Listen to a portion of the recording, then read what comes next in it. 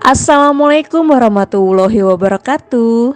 Ketemu lagi di channel YouTube saya, Lance Channel. Kali ini aku akan mengajak kalian untuk melihat-lihat apa yang ada di Museum Peta Bogor. Dan sebelum masuk, jangan lupa untuk memperhatikan protokol kesehatan dengan mencuci tangan dengan baik dan benar. Dan juga jangan lupa untuk memakai masker. Yuk kita masuk dan kita akan dibimbing langsung oleh pembimbing dari Museum Peta. Assalamualaikum warahmatullahi wabarakatuh. Sekarang saya dengan Bu Yulis. Beliau adalah pemandu dari Museum Peta dan sekarang beliau akan menjelaskan apa yang ada di dalam Museum Peta ini. Terima kasih Bulan yang telah menyempatkan berkunjung ke Museum Peta. Kami sangat senang sekali bahwa kami beritahukan bahwa Museum Peta ini terletak di Jalan Jenderal Sudirman nomor 35 Bogor. Jadi silakan yang mau berkunjung ke Museum Peta, dan kami buka dari jam 8 pagi hingga jam 3 sore. Setiap hari kami buka.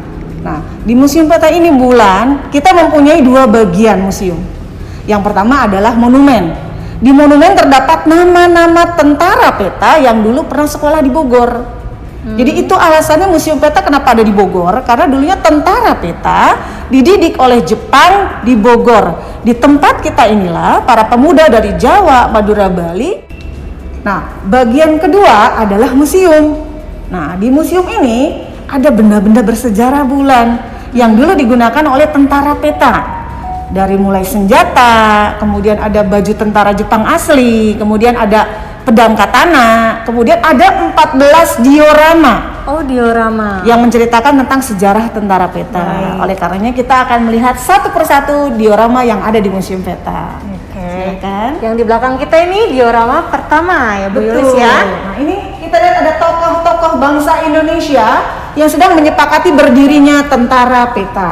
Ada Bapak Soekarno, Dr. Andes Muhammad Hatta, Gatot Mangkupraja, Ki Ageng Surya Mataram, Ki Hajar Dewantara, dan Kiai Haji Mas Mansur. Kita sekarang berada di diorama kedua Bulan. Oke, apa itu Bu? Nah, di sini tentara Peta dididik dan dilatih oleh Jepang selama kurang lebih 3-4 bulan. Setelah itu mereka lulus dan kemudian mereka mempunyai pangkat. Apa itu pangkatnya kalau di sini Bu? Paling tinggi adalah Dai Danco. Dai Danco itu setara dengan apa? Dai Danco itu adalah komandan batalion, kalau sekarang setingkat letnan kolonel. Letkol berarti ya? Betul. Nah, pangkat kedua itu Chu Danco. Chu Danco itu apa Bu? Komandan kompi, kalau sekarang setingkat kapten. Pangkat yang ketiga adalah So Danco. So Danco. Apa itu So Danco itu komandan peleton. Kalau sekarang setara dengan letnan. Oh, letnan. Nah, ketiga pangkat ini. Jadi yang lulus dari Bogor ini berpangkat perwira. Karena gurunya orang Jepang, tadi makanya bahasanya pangkatnya bahasa Jepang. Oh, gitu. Ya, karena memang tentara Peta kan terbentuk dalam masa penjajahan Jepang. Oh, iya. Oleh karenanya instrukturnya adalah orang Jepang langsung. Oh, Jadi seperti itu. Berarti kalau di sini didiknya khusus untuk perwira ya, Untuk Bu, perwira. Nah, nanti si perwira ini setelah lulus dari Bogor, pulang ke daerah, mereka nanti di daerah jadi instruktur. Oh, instruktur, jadi pelatih. Jadi gitu pelatih ya? lagi. Teman-temannya diajarin lagi jadi tentara, tapi pangkatnya sersan dan prajurit kalau di daerah. Oh, gitu. Daerah Jawa, Madura, dan Bali. Nah, kita sekarang berada di diorama ketiga, di mana di sini pendidikan sersan dan prajurit atau dalam bahasa Jepang Bundancho dan Gyuhei di daerah Jawa, Madura, dan Bali. Nah, di sini bisa kita lihat instrukturnya adalah perwira lulusan dari Bogor. Republik Indonesia belum? Nah, jadi gini, di saat perwira Peta dididik di Bogor, itu menjadi perwira. Nah, otomatis kemudian dia menjadi seorang tentara Peta. Nah, kemudian nanti mereka mendidik teman-temannya di daerah Jawa, Madura, Bali untuk menjadi sersan dan prajurit. Tapi ternyata untuk menjadi tentara Peta itu juga ada serangkaian tes. Oh, gitu. Mereka harus lulus tes tinggi badan, berat badan, sehat fisik, sehat mental. Nah, yang lulus mereka nanti bisa diajak menjadi Bundancho dan Gyuhei. Sementara yang tidak lulus itu masuk ke barisan pemuda seperti Senendan, Keibodan, dan lain-lain. Nah, jadi setelah itu baru nanti tentara Petanya berubah nama menjadi BKR, TKR, TRI di diorama selanjutnya. Iya, baiklah. Jadi gitu. Jadi bisa dikatakan Peta itu inti BKR. BKR adalah cikal bakalnya TNI. Jadi seperti itu. Ini penting banget buat kalian untuk tahu sejarah bagaimana pembentukannya dari TNI. Nah, ini sangat penting sekali. Kira-kira ingat nggak ya anak-anak tentang Romusa? Wah, kalau saya sih ingat banget ya. Betul ya Bu ya. Kalau anak-anak mungkin harus diingatkan kembali ya. Kita ingatkan kembali bahwa pada masa penjajahan Jepang, Betul. Indonesia kan diajarkan jadi tentara. Iya. Mereka harus cinta tanah airnya. Betul. Tapi sekali, sementara pemerintah Jepang itu memberlakukan Romusa. nah, itu dia. Romusa Kalau itu saya kan ingat kan sistem kerja paksa. Kerja ya, Bu, paksa, ya? betul. Jadi orang Indonesia disuruh bekerja secara paksa oleh Jepang, Iya. tanpa dikasih uang, tanpa dikasih makan. Makanya kan penderitaan merajalela pada saat Betul itu. Jadi sekali. gimana kita mau sehat, tenaganya diambil, tapi tidak diberikan upah untuk beli makan. Nah, itu Apalagi untuk beli obat kalau sakit. Oleh karenanya, tentara peta marah Bulan melihat penderitaan masyarakat Indonesia, rasa nasionalismenya kan tumbuh. Kita punya baju tentara Jepang asli yang dulu digunakan oleh Letnan Osindai yang merupakan instrukturnya tentara peta. Kemudian kita juga punya masterpiece pedang katana asli yang atas itu milik orang Jepang dan yang di bawahnya itu dua ini milik orang Indonesia, yaitu tentara peta. Karena ciri perwira peta sama dengan perwira Jepang menggunakan pedang katana.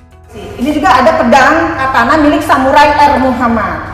Beliau juga adalah seorang tentara peta, di mana dari pihak keluarga mempercayakan kepada Museum Peta untuk memajang hasil-hasil perjuangan hasil karya beliau. Nah, ini Bapak R. Muhammadnya. Jadi tentara peta itu banyak yang menjadi pejabat Bulan ternyata. Di antaranya Bapak Jenderal Sudirman. Nah, itu Jenderal pertama Indonesia dari tentara peta. Kemudian Bapak Soeharto, Presiden Indonesia. Beliau Kedua, bintang lima beliau ya, tentara salah peta satunya. juga. Kemudian wakil presidennya Bapak Umar Wirahadikusuma, itu tentara peta juga. Oh iya, mendominasi waktu itu Pada ya. saat itu. Nah, kita kalau orang Bogor nih harus tahu pahlawan Bogor. Iya. Kapten Muslihat. Nah, itu dia. Itu juga tentara peta. Kemudian ada ulama besar Mama Abdullah Binu. Oh iya. Beliau juga tentara peta. Jadi bisa dilihat backgroundnya dari tentara itu dulu macam-macam. Background dari tentara peta itu macam-macam. Ada yang jadi dulunya ulama menjadi tentara peta, ada yang seorang guru ya. Iya. Bapak Sudirman tuh guru. Oh, guru. Mendaftar menjadi perwira peta. Nanti ada Dokter Gigi Mustopo, seorang dokter gigi jadi tentara peta juga. Oh iya. Kemudian ada Abdurrahman Saleh, dulunya dokter jadi tentara peta juga. Jadi itulah background di mana tentara peta itu yang kelak nanti mendominasi di pemerintahan Indonesia. Nah, kita sekarang berada di diorama ke-6 Bulan. Ini sangat penting sekali. Nah, iya. Sejarahnya pada tanggal 6 dan 9 Agustus kota Hiroshima Nagasaki Jepang Ya, itu dibom dibom, oleh sekutu. Nah, ini menyebabkan Jepangnya kalah kan? Ya, betul. Sementara Jepangnya sedang menjajah Indonesia. Nah, akhirnya para pemuda Indonesia dan tentara peta menginginkan kita cepat-cepat proklamasi. Dia itu tentara peta juga. Kemudian ada Bapak Muhammad Seruji, Bapak Kemal Idris. Kita sudah berada di Diorama proklamasi. proklamasi. Nah, sekarang di diorama ke-7 ya, Bu ya? Betul. Di sini setelah dari Rengas Dengklok ini ceritanya nyambung Bulan. Oh, iya. Setelah dari Rengas Dengklok, Bapak Soekarno pulang ke Jakarta. Betul. Di Jakarta kita merumuskan teks proklamasi, yaitu tepatnya di rumah orang Jepang bernama Laksamana Muda Tadashi Maeda. Nah, ini dia pelajaran sejarah yang paling penting yang sudah ada di SD. Betul. Nah, pada saat itu yang merumuskan teks proklamasi ada 3 orang, Insinyur Soekarno, Dr. Andes Muhammad Hatta, dan Profesor Ahmad Subarjo. Oh iya. Kan teks proklamasi kan ditulis tangan oleh Bapak Soekarno, Iya. kemudian diketik oleh Bapak Sayuti Melik. Nah, Akhirnya tepat tanggal 17 Agustus tahun 45. Sekarang berada di diorama ke-8, di mana menurut sejarah tentara peta itu dibubarkan oleh Jepang Bulan. dibubarkan sendiri oleh Jepang. Oleh Jepang karena atas perintah sekutu, kan dia kalah sama sekutu. Jadi sekutu memerintahkan membubarkan tentara yang ada di Indonesia. Nah, akhirnya tentara peta dibubarkan 19 Agustus 45. Sementara Indonesia udah merdeka kan? Betul. Nah, akhirnya pemerintah itu membentuk BKR, yaitu Badan Keamanan Rakyat. Itu tanggal 22 Agustus 45. Tapi kemudian pada tanggal 5 Oktober 1945 BKR itu berubah nama menjadi TKR, Tentara Keamanan Rakyat. Nanti TKR berubah nama menjadi TNI. Seperti sekarang ini BKR, TKR, TNI. Jadi itulah sejarahnya Tentara Nasional Indonesia. Oh, nah ini harus tahu ya anak-anak semuanya. Kalau misalkan nggak tahu, wah. Berlanjut ke diorama 9.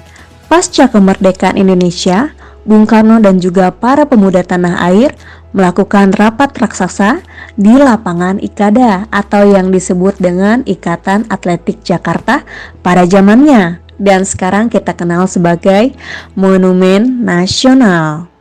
Berlanjut di diorama 10. Di sini kita melihat ada Bapak Soeharto beserta para pasukannya bertempur habis-habisan untuk merebut kembali gudang senjata yang ada di daerah Yogyakarta, tepatnya di Kota Baru yang sebelumnya dikuasai oleh Jepang, dan pada akhirnya gudang senjata tersebut berhasil kita ambil. Lanjut di diorama 11. Nah, di sini BKR di Malang berhasil merebut gudang perbekalan di Malang, dan pada saat itu ada Bapak Abdurrahman Saleh berhasil mengambil alih pesawat Kuren dan kemudian ia memperbaikinya. Setelah ditinggalkan oleh Jepang, pesawat Kuren tersebut berhasil diperbaiki dan kemudian ia pakai untuk mendidik para taruna-taruna lain untuk menjadi penerbang. Kemudian di diorama 12 dan 13 kita di sini melihat bahwa para pemuda dan juga yang lainnya berusaha untuk mengusir para penjajah, yaitu dari Jepang, karena ia ingin menguasai Indonesia kembali. Dan ternyata Belanda pun tidak ingin tinggal diam dan ia kembali lagi masuk Indonesia beserta para sekutu untuk menguasai Indonesia. Pada diorama 14 kita bisa melihat Bapak Sudirman ini diangkat menjadi jenderal besar. Di sini kita juga bisa melihat pistol Vickers buatan Inggris, kemudian Moser dari Jerman, FM dari Amerika, dan juga senjata lainnya. Ada senjata laras panjang dan juga mesin berat. Jadi ini tembakan tunggal, Bulan. Jadi memang zaman dulu kita belum terlalu otomatis kan. Jadi masih tembakan tunggal.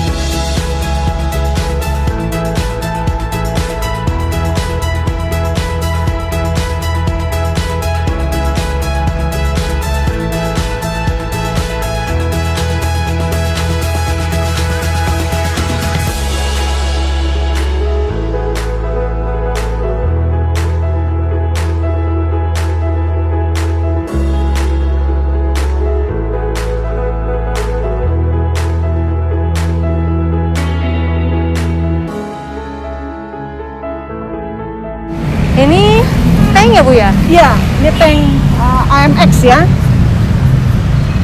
Ini dipakai bisa untuk 3 orang. Untuk 3 orang. Ini berarti tank yang Buatan Prancis. buatan Prancis Iya, ya. betul. Yang merupakan tank generasi pertama di Indonesia. Adalah tank pengangkut personil. Oh, Nah, kalau ini kita bisa mengangkut 11 orang, Bulan. Jadi dititik beratkan ini memang untuk mengangkut personil. Nah, kita bisa masuknya dari belakang pintunya. oh ini pintunya ya Bu ya? Iya, betul. Wah, Nah, nanti anak-anak boleh nih masuk ke sini.